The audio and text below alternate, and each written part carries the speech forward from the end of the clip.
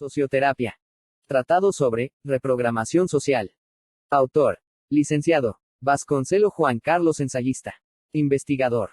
Derechos reservados. Socioterapia no consiste en una terapia, en el sentido del psicoanálisis o las psicoterapias.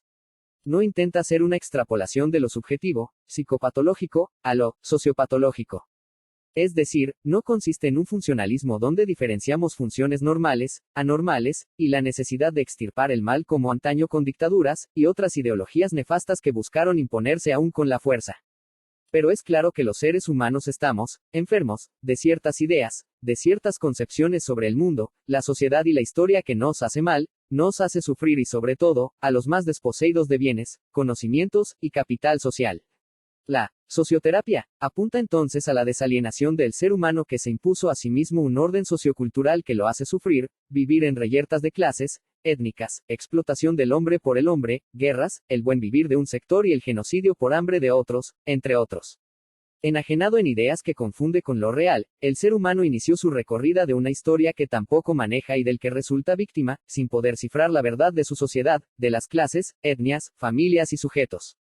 Terapia social, pero también sociocultural, donde el mismo planeta corre peligro de destruirse por la contaminación, producto de la explotación desmedida de recursos, con fines, igualmente de riquezas que solo cobran valor en las ideas, en el discurso, en las creencias.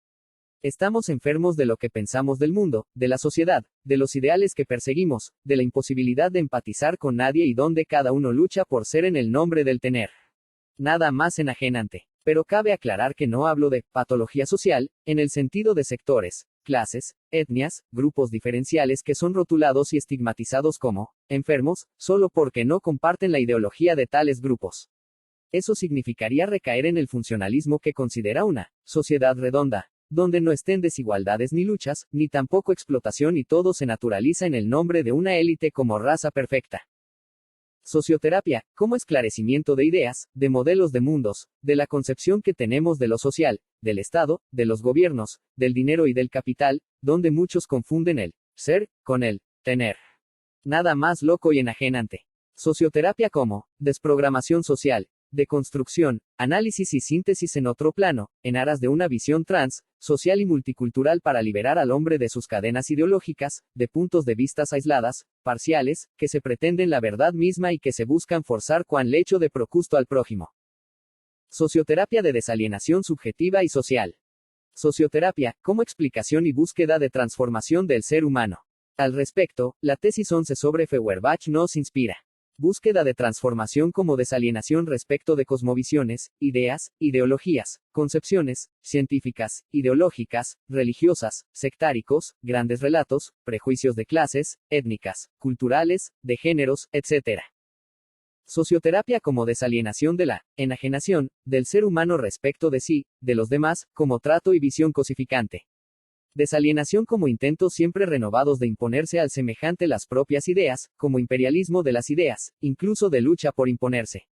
Desalienación respecto de ideas que provocan sentimientos positivos y negativos, conflictos, luchas, hasta guerras y muertes innecesarias. Alienación como descalificación del diferente, su demonización y persecución, exclusión y hasta muerte. La alienación como despropiación de sí y su localización en objetos, tecnologías, el dinero, propiedades, etc. que nadie se lleva cuando llega la hora. Desalienación respecto de las clases sociales entre sí, como explotación, uso perverso, maltrato, y hasta represión a través del Estado utilizado en forma perversa para forzar los propios intereses. Desalienación como desmitificación de la creencia fundamental de que ser es tener, llevando a luchas, competencias, el predominio del más apto, con criterios incluso finos de segregación social. Desalienación como cura respecto de los prejuicios y demonizaciones del diferente, llevando incluso a la criminalización de los mismos hasta la segregación y muerte. Alienación como confusión entre capital humano, social y capital económica. El modo de producción induce la lucha por tener, por el ascenso social, los bienes, el dinero, etc. Mínima consideración del prójimo y las consecuencias sociales de los procederes individuales y de grupos. Desalienación respecto de los grandes relatos que buscan imponerse como verdades evidentes y axiomáticas. La búsqueda de concientización respecto de los ismos, las segregaciones sociales, las rupturas ideológicas, de clases, así como las luchas por el poder justificándose cualquier medio. Desalienación respecto de una cultura, la relativización cultural, la transculturización necesaria, buscando puntos de intercepción y acuerdos antes que imposiciones imperialistas, de clases, étnicas o de grupos. Desalienación respecto de las superestructuras ideológicas, de modos de producción desiguales, de sistemas de gobiernos y de estados que hacen sufrir, buscando la despotenciación de ideologías e ideas que impliquen el sufrimiento del prójimo. Socioterapia y desalienación respecto de las desigualdades sociales, las injusticias, maltrato social, grupal, institucional e ideológico, tanto como de géneros y de predominios de modelos patriarcales o matriarcales en aras de una equidad vincular necesaria. Sociopatología. No hablamos de extrapolar la enfermedad mental al plano social ni la psicopatología al rango de sociopatología, aunque la metáfora puede tener cierta validez siempre que no se acepten ideas funcionalistas que consideren lo social como un círculo exento de conflictos y desigualdades. Pero lo claro es que la humanidad y las sociedades humanas padecen de una enfermedad, de las ideas, de las concepciones, de las Weltanschauung, que los sumen en crisis, conflictos, luchas, etc. La sociopatología de que podemos hablar es el de las ideas, el de conceptos acríticamente asumidas, el de concepciones sesgadas, parciales, ismos, que se buscan imponer como legítimos y donde se utilizan estrategias y procedimientos no democráticos. Incluso la democracia ha devenido concepción impositiva y viciada de autoritarismos sectoriales, explotaciones, transferencia de capitales hacia minorías en detrimento de las mayorías, etc. Pero en forma especial, necesitamos recalcar que la sociopatología no habilita al reduccionismo médico hegemónico donde se considera a los diferentes como enfermos a extirpar de lo social, o a criminalizar e incluso matar. La patología social del que hablo se debe a las ideas que nos imponemos y que operan determinando conductas, luchas, imposiciones, escasez, desigualdad, etc.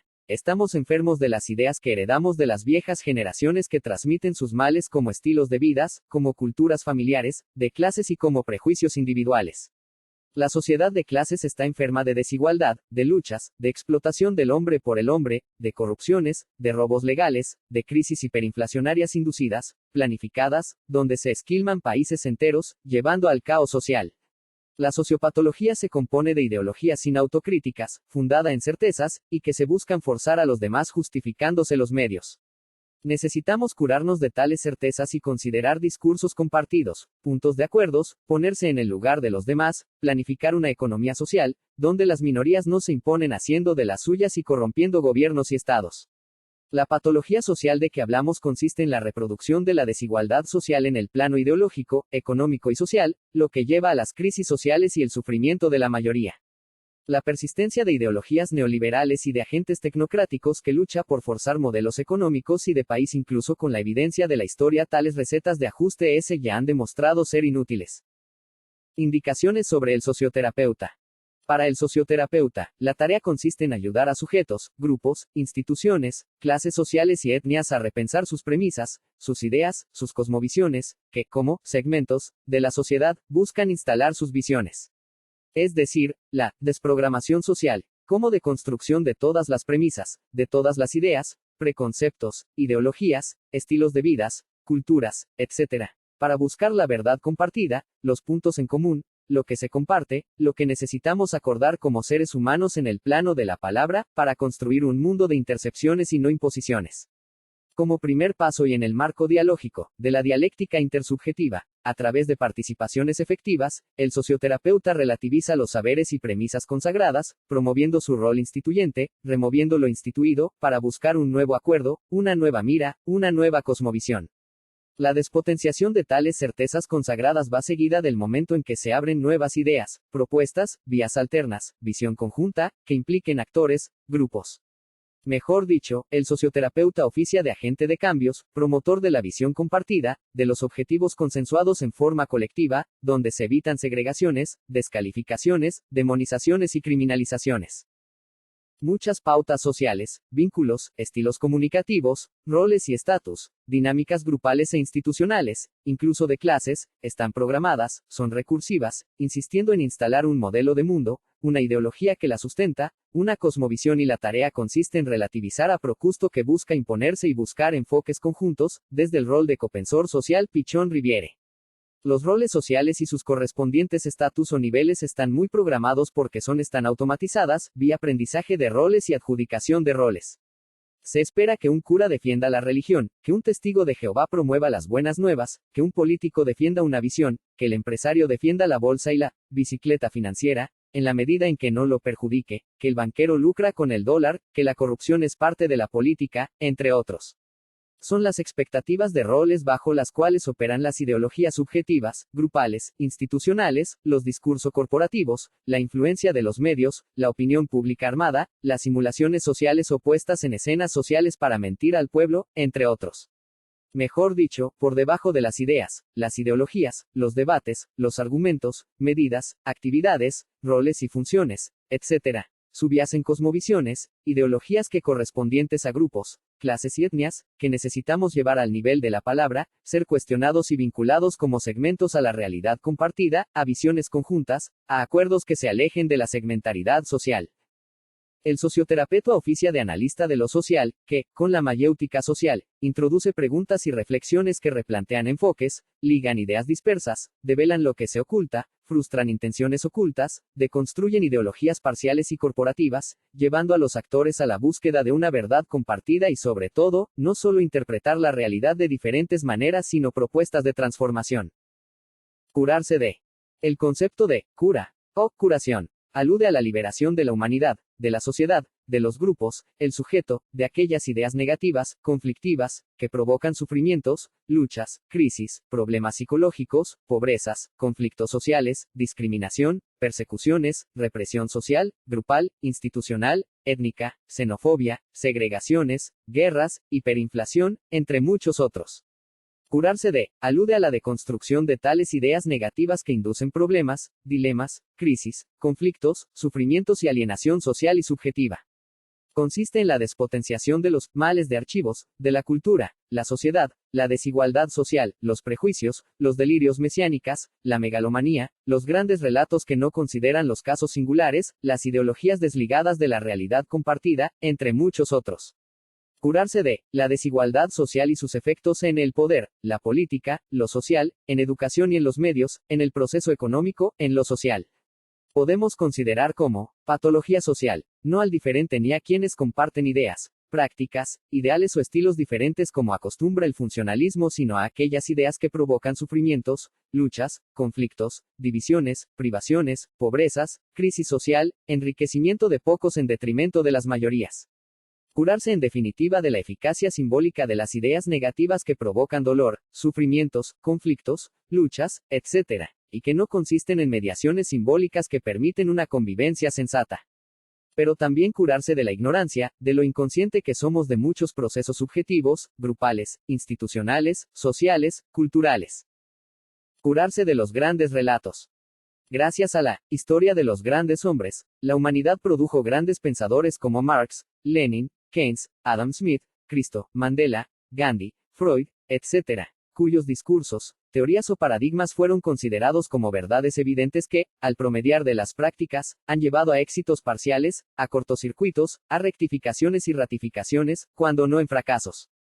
Han llevado además a colisiones y conflagraciones a nivel mundial, como el caso del socialismo de la URSS devino generalización al plano mundial, lo que provocó la Guerra Fría, las dictaduras, y represiones sociales de toda clase. En el caso de las religiones llevaron a las cruzadas, a la Inquisición y quema de brujas, a la legitimación de las conquistas como el de América desde 1492, lo que significa colisión, teoría, práctica, o mejor, delirio, realidad. Por otro, el progreso de las ciencias ha llevado al desmontaje de la complejidad de discursos llevando a la particularización de muchas de sus ideas y a mayores precisiones respecto de la realidad compartida. Pero lo claro es que merced al vaivén del socialismo hacia el capitalismo o a economías diferentes, llevó al descrédito de los grandes relatos aunque no a su extinción. Mejor dicho, llevó a la reformulación de tales y a nuevas concepciones, propuestas, mejoras, en consonancia con una realidad compleja. Pero no todos los grandes relatos son falsos o llevan a consecuencias negativas. Conllevan una verdad sobre lo social, la economía, la historia y su dinámica, el papel de las clases sociales, la política, el Estado, los actores, etc. Y ayudan a pensar los casos, un país, un bloque de países, una coyuntura. De modo que, como conatos ideológicos, de Weltanschauung, perseveran en ser a través de sus partidarios, por lo que, no escapan a la segmentaridad social, como mirada parcial, sesgada, de grupos y clases, incluso de una sociedad y cultura, lo que nos obliga a buscar la implicación social, los puntos de acuerdos, la resolución de las injusticias y faltas de equidad, incluso la lucha contra las formas de explotación del hombre por el hombre, entre otros males.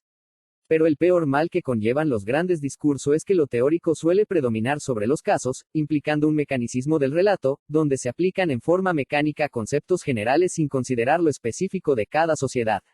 En la práctica, podemos encontrar esto en lo que se llama extrapolación de casos, como el considerar acciones políticas válidas en otros contextos en otra situación, violentando la singularidad de cada país o nación. La relación entre teoría y práctica no puede ser sino dialéctico, lo que se dirime en la praxis donde se rectifican y ratifican ideas. Curarse de los sociópatas ideológicos. La sociedad debe cuidarse de estos personajes nefastos. Son los sociópatas ideológicos, cuyas características más salientes es que deliran utopías, poseen capacidad para convencer, pregonando ideologías de cuya posibilidad ni se preocupan, predominando sus propios objetivos personales por sobre los derechos que dicen defender, llegan al poder usando a la gente y hace de las suyas enriqueciéndose como el mejor. Es decir, en tales sujetos el fin justifica los medios. Son verborrágicos, manejadores, inconscientes de su faceta de manipuladores entrenados en la militancia, y que intentan solucionar sus problemas subjetivos a través de problemáticas sociales. De hecho, el enfoque de tales sujetos es perverso en el sentido de reconocer las transgresiones pero de las que reniegan llevándolos a ser corruptos. Utilizan el campo político como vocación en la que se enfrascan hasta lograr el poder que anhelan con todo fervor. Son amantes del cargo y arribistas, importando poco la causa que utilizan para satisfacer sus necesidades. El conflicto básico en tales sujetos es entre sus ideas y los ideales imposibles que defienden. A falta de enfoques participativos y compartidos, caen en el sectarismo, y en la lucha por una realidad parcial que excluye al enemigo, igualmente construido por el delirio que sostienen sus ideologías. Son en definitiva, impostores y el liderazgo que asumen es el de la doble moral, utilizando la política, el partido y el Estado como medios para el ascenso de clases. Curarse de los ismos. Todas las ideologías, modelos de mundos o Weltanschauung, teorías, paradigmas y convicciones, etc., son ismos, en el sentido de análisis parcial de la realidad. La realidad es compartida, consensual, y surge de los puntos de intercepción, de los puntos de acuerdo sobre lo común y las diferencias, lo que implica puntos de intercepción entre múltiples conjuntos surgiendo una nueva gestalt, una nueva configuración. En los ismos como enfermedad social, se pretende incluir el todo en las partes, en los ismos. Son miradas sesgadas, parciales, que sus autores pretenden generalizar a todos los casos. Allí cometen el error de la generalización indebida y el salto indebido de pocos casos al todo de una ley o generalización. Es un reduccionismo conceptual y paradigmático al pretender que la propia idea, la propia teoría o marco referencial abarca el todo. Es reducir la torta a la porción. Incluso, muchas disciplinas científicas, como la sociología, la antropología, la politología, la historia, etc., son ismos en el sentido en que aportan aspectos parcelarios de una realidad única y total. Es decir, aportan aristas respecto de un mismo objeto haciendo falta una mirada transdisciplinar que integre en una nueva gestalt todos los aportes aunque valorizados, resignificación recíproca de todos los conceptos. Tales resignificaciones, implicaciones entre conceptos, puntos de intercepción, analogías, etc., deben ser interpretadas por el socioterapeuta a los fines de conducir hacia miradas holistas respecto de la verdad y realidad en cuestión. La tiranía de la mayoría sobre las minorías. En ciertos campos de la vida social como las instituciones, grupos, y comunidades, suelen imponerse criterios de las mayorías como la verdad misma, descalificando los aportes de las minorías. Es la ley de los más fuertes cuando se manipula la opinión de las minorías como no acertadas y se las descalifica para avalar el de las mayorías. Pero la ley de las mayorías no garantiza la verdad de las propuestas y muchas veces las minorías dan otra versión de la realidad incluso más acertada que las masas impositivas.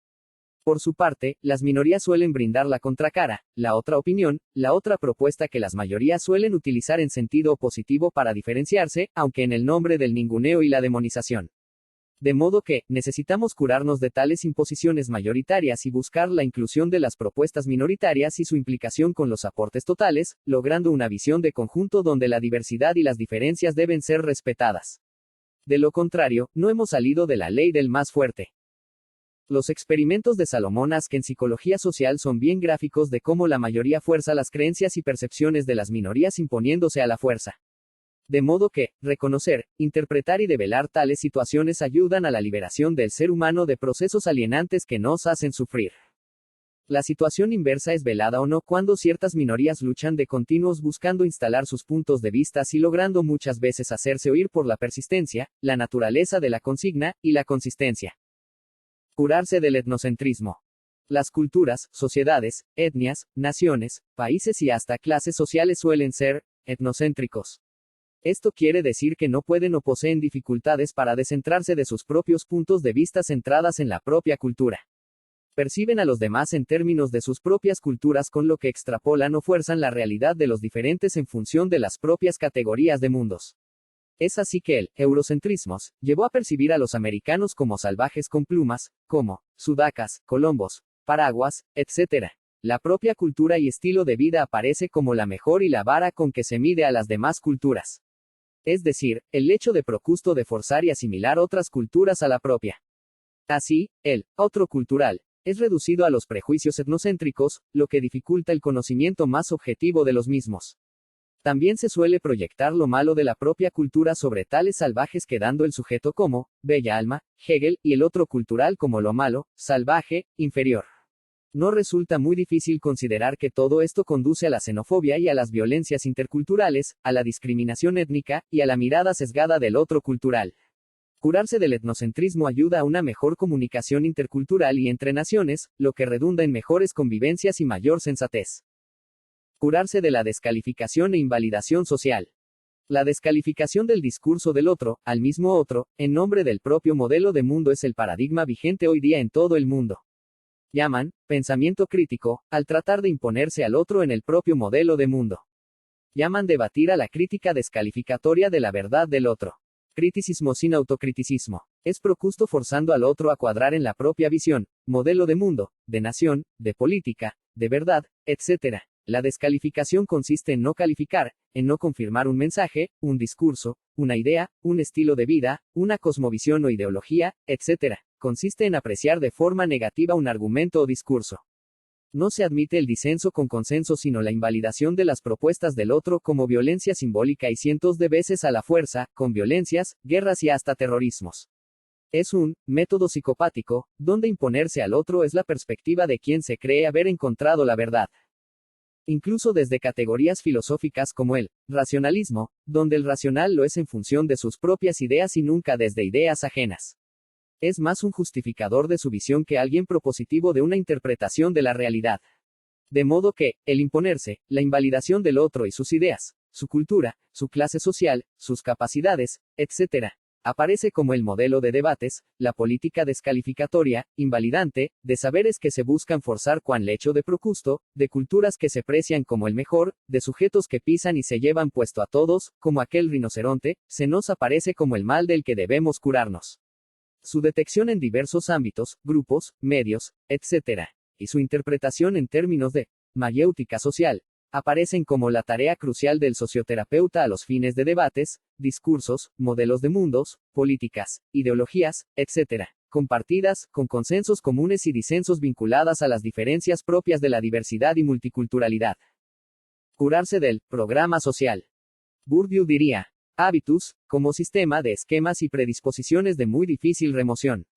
Pero es claro que un pobre fue programado por su clase, por el imaginario social de su clase, por su familia, por ambos linajes, a saber, el del padre y la madre, por la época. De modo que, ser pobre es lo más digno y justo para él.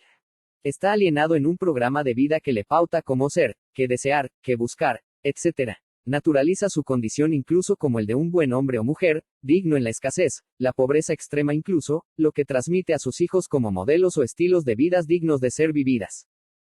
Incluso, asume la perspectiva de su amo el rico que le dicta a través de la educación, los medios y la ideología dominante como ser, sus ideales. Llama a su hija, princesa, y a su esposa, reina, como en la época del señor feudal donde ser rey era ser Dios. Romper el molde es para él y ella un imposible. Pero muchos lo intentan y la movilidad ascendente ocurre aunque en menor monto que la movilidad social invertida, de caídas. Un programa de vida muy sólido desde lo simbólico y la intervención del socioanalista puede consistir en relativizar tal cosmovisión, tal hábitus, ideología de vida, costumbres, ideales, etc., aunque la vía alterna resulte difícil de reprogramar. El pobre percibe el mundo desde su condición, sus pobres ideas de lo social, la vida, lo político y vive con la falsa conciencia, defendiendo incluso a su verdugo. Deconstruir, relativizar, replantear, reencuadrar tales puede ser la diferencia entre una vida sometida a la propia esclavitud de otra más libre y con nuevas posibilidades. Sin embargo, la vía alterna no consiste en ser rico, el ascenso de clases, las riquezas. Eso sería, ser es tener. La vía alterna puede ser incluso una economía autosustentable, nuevas concepciones, nuevos estilos de vidas, nuevas condiciones de vidas, riqueza en capital simbólico, capital humano, nuevos valores vinculados con la vida, el prójimo, los animales, estilos de alimentación, deporte, salud, conducta prosocial, entre otros. Curarse de la tiranía del igualitarismo homogeneizantes. Las injusticias de géneros, maltratos emocionales, físicos, sexuales, económicos, etc. promueven luchas por la igualdad. Posicionados en un género y considerando la visión de tal género como la realidad y verdad misma, se exige a la otra parte, al otro género, a todos los géneros la igualdad de género. Entonces, luchas, marchas, reclamos, hasta leyes que pautan la igualdad de género. Pero lo que denominan igualdad no respeta las diferencias, con lo que el trato injusto y desigual ahora es desde los reclamos de igualdad. La intolerancia a las diferencias llevó a su opuesto, a pretender asimilar la diversidad en la igualdad. De modo que, en tales casos, el rol de socioanalista consiste en relativizar los sismos de géneros, en aras no de segregación de géneros o luchas de géneros para la inclusión de los demás en el propio criterio de igualdad, sino de la tolerancia a las diferencias y la diversidad, aunque por tolerancia no se entiendan posturas negativas que atenten contra el ser humano. Los que se amparan en lo idéntico, en que el diferente no se incluye en la mayoría de iguales, cometen otra forma de tiranía de la mayoría, aunque esta vez contra el diferente. Curarse de los normales y anormales. Utilizados como instrumentos de control psicosocial e ideológicos, lo normal y lo anormal, así como sus símiles de enfermos y sanos, sirvieron a las causas de muchos discursos amos o dominantes. Como lexemas que remiten a guardianes lingüísticos del discurso amo, tales conceptos significan nada más que formas psicológicas de control social en aras de no atentar contra el ordenamiento social imperante. Es normal el que se adapta acríticamente sin reformular los estilos dominantes de conductas como el trabajar para un amor, producir plusvalía, sufrir en lo que se denomina trabajo alienado, despropiado del productor y sin visos de lo que podemos denominar salud mental. Son indicadores de alienación, de desposesión de sí, de deshumanización en aras de mantener estilos vinculares en concordancia con las expectativas de clases, las ideologías dominantes, la sumisión acrítica y el conformismo igualmente acrítico. Todos a costa de sufrimiento del sujeto así como de toda una clase sometida a los criterios de normalidad de quienes dominan los criterios de realidad del orden social. Por su parte, los anormales son los enfermos sociales, los enfermos mentales que no respetan lo instituido, las costumbres, la dinámica social alienante, donde a diario se observan individuos despropiados de vitalidad marchando al son de la mañana a un trabajo que no siempre poseen. En el capitalismo, los que producen suelen ser catalogados como normales porque respetan las normas familiares, escolares, sociales correspondientes al modo de producción y sus superestructuras ideológicas legitimantes. Pero a costa del sufrimiento del sujeto que debe reprimir sus deseos más vitales en aras de una producción cuyas ganancias se los llevan minorías. Los anormales son los que no producen, los que a causa de familiares conflictivos y alienantes enloquecen, y hablan solos, deliran, roban, se portan mal, no producen. De modo que, necesitamos sujetos adaptados aunque dialécticamente, con conciencia crítica y autocrítica, productivos, creativos, con propuestas de cambios, y que no se dejen engullir por la maquinaria capitalista meramente productiva y que despropia al ser humano de vitalidad. Curarse de la tecnocracia ideológica. Los tecnócratas ni siquiera poseen formación en una disciplina en forma integral sino en la faz técnica de la misma. Son los que calculan, proceden, realizan, y plasman la parte técnica de la vida, como la matemática a la lógica o los axiomas a la creatividad. Pero no son conscientes de lo parcial de sus enfoques y pretenden tecnificar el mundo y mirar lo social a la luz de la técnica. Sin dudas, lo técnico constituye una faceta de la realidad, pero pretender una mirada integral desde el punto de vista técnico es ya una generalización indebida. Consiste en un ver el todo con las partes. Visión de túnel en definitiva. En el campo político, por ejemplo, los economistas intentan gobernar un país solo con la calculadora. Con ello, obvian la faz social, cultural, política de un país. Y provocan desastres porque los cálculos no consideran las necesidades sociales, de los pobres, los proyectos en cursos, etc. y las medidas impactan en forma trágica en los pobres, como ocurre en muchos países donde el neoliberalismo implanta medidas fundadas en nociones económicas, sin consideración de lo social. Los tecnócratas contentos porque sus ecuaciones y apuntes universitarios por fin tienen apoyo desde organismos como el FMI, el BID, etc. Peor aun cuando un presidente funda su programa de gobierno en visiones tecnocráticas y deposita su fe en las promesas económicas, pero que, al final, lo social y político se impone llevando a pique las ecuaciones y cálculos economicistas. Esto sucede así porque el economista tecnocrático confunde matemática con economía, más vinculado a gestionar la cosa pública, pero en función no de un reduccionismo economicista sino el todo social y sobre todo, respecto de las contradicciones no resueltas como la escasez, la desigualdad social, la injusticia de la apropiación de minorías del producto social, los monopolios, desocupación, la pobreza, etc. De modo que, la humanidad y la sociedad necesitan curarse del reduccionismo tecnocrático economicista y en sus diversas formas porque la técnica debe estar al servicio de la humanidad y no al revés. Peor aun cuando la técnica beneficia solo a minorías que se apropian del producto social corrompiendo gobiernos, utilizando el Estado como mecanismo de enriquecimiento, pervirtiendo medios, destruyendo el periodismo creíble con el cipallaje, entre otros. Curarse de la ilusión capitalista. El capitalismo es una sociedad productiva. La producción material está en primer plano. Las producciones simbólicas, recreativas, creativas, ecológicas, deportivas, culturales, se incentivan menos y cuando son promovidos lo son porque han descubierto que generan dineros. La meta es el dinero, el capital. De ahí el término, capitalismo. Si bien, la producción social, el trabajo, determina la vida social, cultural, ideológicas, como base material, no constituye el determinante principal. Como sistema social, operan diversos factores, en interrelación dialéctica y donde las ideas, por ejemplo, poseen eficacias a tal punto de que determinan los procesos materiales y económicos. Esto parecería un idealismo, pero lo es en el sentido procesual porque las ideas constituyen el momento simbólico del proceso social y material. En el decurso fenomenológico de los procesos, la idea constituye el momento subjetivo y donde se sigue el momento práctico, la praxis, la actividad material y simbólica que posibilita la vida y la producción. Pero la producción de todos, de un país por ejemplo, son apropiados por una minoría, lo que lleva a la explotación, al trabajo explotado, a la plusvalía y a la riqueza de pocos. Eso genera explotación, pobreza, pobreza humana, pobreza de capital cultural y simbólica, y alienación. La humanidad no ha superado su faz productiva, sus necesidades elementales de comida, de medios materiales, como satisfacción de lo primario, que posibilitan las demás necesidades como las culturales y sociales. De modo que el centro de la vida social es la producción de bienes y dineros, en detrimento de las realizaciones subjetivas, donde los proyectos de vida se eclipsan en el nombre del mercado, en el nombre de la feroz competencia por trabajos, por el ascenso profesional, olvidándose la expansión de las posibilidades humanas, emocionales, deportivas, culturales, académicas, creativas, filosóficas, entre otras. Es decir, el capitalismo centralizó el deseo en la producción de bienes y dineros, en lo material, donde, ser es tener, y lograr posesiones, riquezas, propiedades, fábricas, etc., como fines principales.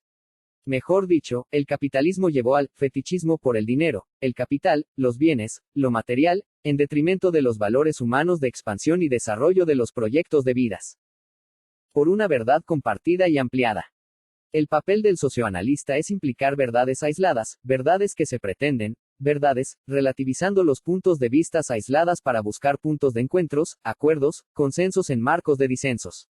Vivimos en un mundo interdependientes, donde las divisiones y fronteras son acuerdos pero en el ámbito de las ideas, los prejuicios, la tradición, la religión, las ideologías políticas, las clases, grupos e instituciones, no siempre se delimitan las ideas en forma clara.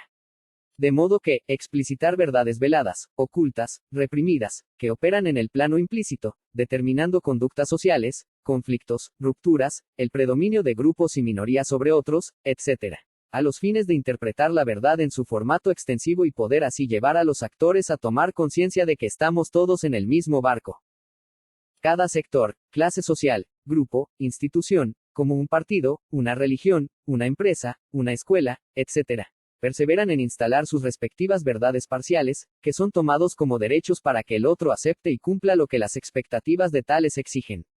Pero la verdad es que cada sujeto y grupo busca forzar sus verdades respectivas, llevando a colisión de verdades, de puntos de vistas, de ideas, ideologías, etc., como lucha, como enfrentamientos ideológicos, entre el pueblo y las minorías de clases que buscan explotar lo social desde lo económico, corrompiendo la política, engañando, etc. Es decir, cada loco con su tema, y de centrar a los actores respecto de sus propias verdades, con el agravante de que tales verdades son presentadas como quejas, demandas, intenciones políticas, etc. Lo que obliga al socioterapeuta a la construcción de las verdades parciales y la búsqueda de la verdad común, las implicaciones, las interdependencias, negadas por la omnipotencia de las ideologías y el conato social, como la lucha común de todo ser humano de perseverar en ser. Curarse de demonizar, estigmatizar, criminalizar. Por la verdad subjetiva que portamos como modelo de mundo, como deseo intransitivo y egoísta, solemos desalojar lo malo que ignoramos en nosotros mismos sobre el prójimo, sobre los demás. Es lo que se conoce en el mundo psicoanalítico como proyección. Proyectamos aspectos propios, lo que negamos en nosotros mismos, lo malo. De esta manera, se construye el demonio de los religiosos, investido de lo peor, de las peores intenciones, del mismo mal. De ahí también la necesidad interna feroz del paranoico, que necesita quemar a su demonio. El judío para los nazis, los pobres para los ricos, los negros para los blancos, las brujas de la Inquisición, etc. Una vez proyectado lo malo, se necesita que el otro asuma tales características negativas, pero sabemos que merced a su propia verdad, a su propia identidad e ideología, creencias y convicciones, se opone y de allí los herejes, los malos, los locos, los que se sublevan contra el orden opresivo de quienes necesitan desalojar sus frustraciones y sinsabores, sus fracasos y desilusiones sobre ciertas minorías construidas. Otro proceso común es la persecución y segregación de los diferentes construidos a la luz de sus inquisidores. Desde el plano de grupos e instituciones, hasta el plano social, tales sujetos, minorías y grupos quedan marcados, rotulados, estigmatizados y son tratados por los mecanismos violentos comunes ya citados. El socioanalista percibe, construye, interpreta, interviene sobre las ideas, los debates, los medios, incitando a la autocrítica, al replanteo de tales mecanismos nefastos que operan en el plano inconsciente. De modo que, como la alienación humana se caracteriza por la disociación básica entre un aspecto bueno y otro malo, seguido de la proyección de las partes males, el proceso de intervención consiste en restituir tales aspectos como propios de la verdad de cada sujeto y grupo, clases y etnias. Una reintroyección de lo proyectado, haciéndose cargo de lo que se niega en sí como la otra faz de toda verdad, la faz negativa merced a las desigualdades, luchas, frustraciones, conflictos. Curarse de la influencia social. Como sujetos, solemos estar a merced de la dinámica de muchos grupos, de clases sociales, de comunidades e instituciones donde se ejercen lo que se conoce como influencia social, o influencia de grupos, como fuerzas de grupos, que atacan nuestras creencias, nuestras convicciones, hasta la misma percepción donde se nos invita a dudar de lo que vemos o pensamos. A menor, conciencia crítica, más influencia social y control social, quedando el sujeto a merced de intereses de grupos, siendo además dominado en el sentido de los intereses minoritarios sin ánimo de democracias ni equidad social. Los grupos poseen la capacidad para influenciar a través de las presiones, las expectativas, las persuasiones, las indicaciones, la adjudicación de roles y expectativas, etc. Y el individuo se encuentra a merced de tales presiones sin que se considere mucho sus propias propuestas y verdades. Curarse de las presiones e influencias sociales y poseer criterios con independencia de las presiones grupales e institucionales, constituyen los objetivos de intervención del socioanalista. Para lo mismo, la elucidación del coinconsciente social, como proceso común, de aquellas variables que se comparten y que emergen en la interacción como aspecto latente, como conspiraciones, como ideologías subyacentes, intereses creados, grupos de presión, etc. Curarse de las influencias subliminales. Son las influencias que operan por debajo del umbral del foco de la conciencia y que llevan a la dominación, influencia, control, efectos de sugestión, entre otros. El ejemplo más claro es la publicidad de los medios así como de las redes donde se promueven influencias ideológicas, políticas, religiosas, materialistas, hedonistas, etc., no muy positivas para la salud mental. El clásico ejemplo de la película donde a cada intervalo se presenta una marca de gaseosa, para luego, en el recreo, desembocar en que se consumiera más aquella marca de gaseosas es ejemplar. Cuando un líder demagógico, que juega de carismático, interesante, y que ha pasado por un coaching, hace un discurso, está entrenado para el control e influencia mental. Es un hipotizador social e ideológico, que engaña, que promete, juega con las expectativas y engaña. Necesitamos un pensamiento crítico lo suficiente como para poder tomar distancia de sus influencias. Necesitamos preparar a la nueva generación para que no sean hipnotizados por tales ideólogos de la explotación, la corrupción, las injusticias, intereses sectoriales y la desigualdad social. Necesitamos una liberación vía la alfabetización mediática, en psicología de la comunicación e influencia subliminal so pena de que la sociedad siga siendo víctima de estafadores ideológicos e inconsecuentes y demagogos que prometen y hace de las suyas cuan vil sociópatas. Mapas parciales. El modelo de mundo de individuos, grupos, clases y etnias determina el proceder de tales. Tal cosmovisión o Weltanschauung brinda la lógica de las prácticas sociales. Se actúa de acuerdo a lo que se cree de la vida, la sociedad, la política, etc. El punto de vista es determinante de lo que se piensa, se hace o se siente y por lo mismo, necesitamos conocer tal mapa privado de cada sujeto, de cada grupo, institución o sociedad para poder buscar los puntos en común, la realidad compartida, más allá de los mapas parciales. Nuevamente, como socioanalista, estamos obligados a conocer, a interpelar, a relativizar, a implicar, las verdades segmentarias, parciales, buscando los puntos en común, como seres humanos, buscando una convivencia pacífica, de interdependencia recíproca, sin exclusiones y con objetivos igualmente comunes. La realidad es unidad en la diversidad y toda propuesta de cambio debe consistir en propuestas conjuntas, a partir de lo común y respetando las diferencias y diversidades. Curarse del deseo de poder. Fue el hereje Alfred Adler quien pregonó el deseo de poder como fundamento de la psiquis. El afán de poder, éxito, ascenso, logros, etc., motiva para él la conducta, y no la sexualidad como en Freud. Ya Nietzsche hablaba de la voluntad de poder y al parecer, los seres humanos somos adictos al mismo. Cada uno a su manera, cada grupo, comunidad, sociedad, clases. De modo que, y transvalorizando el concepto de Adler, decimos que necesitamos superar este deseo de poder que se funda paradójicamente en el no poder, en el sentimiento de impotencia, de vulnerabilidad, e inseguridad y como defensa, la búsqueda de potencia, poder. Pero no consiste en un poder sano, si cabe, sino en un poder sobre el otro, sobre los demás, adquiriendo lugares, roles, estatus, cargos, bienes, capitales, etc., como forma de materialización de este deseo. Pero cómo se lo disfraza de humildad, sociabilidad, hasta de religión e ideologías salvadoras, la misma política, etc. Necesitamos develar su funcionamiento ante la luz de cada sujeto, grupo, institución, clases, sociedades y culturas. En el caso de los amantes del poder, del cargo, de ascenso social, como un político, un líder, o los que realizan actividades equivalentes como acumular capital a costa de explotar a sus prójimos, debemos llevar al foco de la conciencia, a la lógica de una vida, de una vocación nefasta que se enfrasca en la búsqueda de poder en detrimento incluso de la salud, la familia, la pareja, el abandono de los hijos. La ambición de poder destruye lazos familiares, hace que muchos hijos se críen con la niñera, que muchas parejas terminen divorciados, etc. Siendo que el poder constituye básicamente una ficción defensiva ante el no poder, la inseguridad, la falta de seguridad y autenticidad. Incluso, el concepto de poder occidental es A sobre B, que es en verdad un deseo de dominación y disciplinamiento porque lleva a confundir ser legítimo, reconocido como autoridad con poder meramente formal o político. Bregar por un poder descentralizado, donde se obtiene poder dándola, en forma paradójica, como en los pueblos orientales, resulta en mayores logros en términos de salud social. Curarse de las utopías. Las utopías nos ayudan a caminar, a transitar una senda, un trayecto social, cultural, fundado en legados, en lo que cada generación programa como su vida, su futuro, su devenir. Pero como orientación, como norte que guía el camino, la utopía constituye una mira que nos ubica en una senda.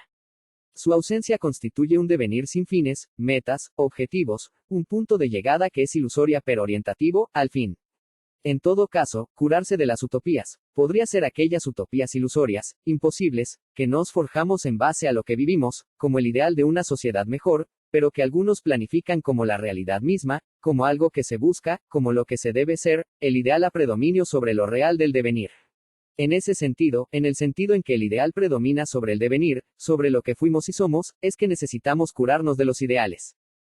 Confundir lo posible lo probable es otra faz de esta contradicción.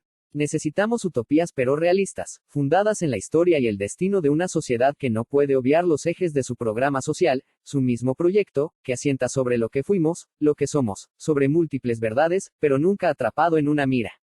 Necesitamos utopías en dialéctica con la actualidad, la historia, el proyecto de una nación, un bloque, el mismo planeta. No pueden ser ismos igualmente utópicos sino orientaciones, trayectorias que devenimos mientras advenimos ser lo que programamos como nuestra vida y modo de ser.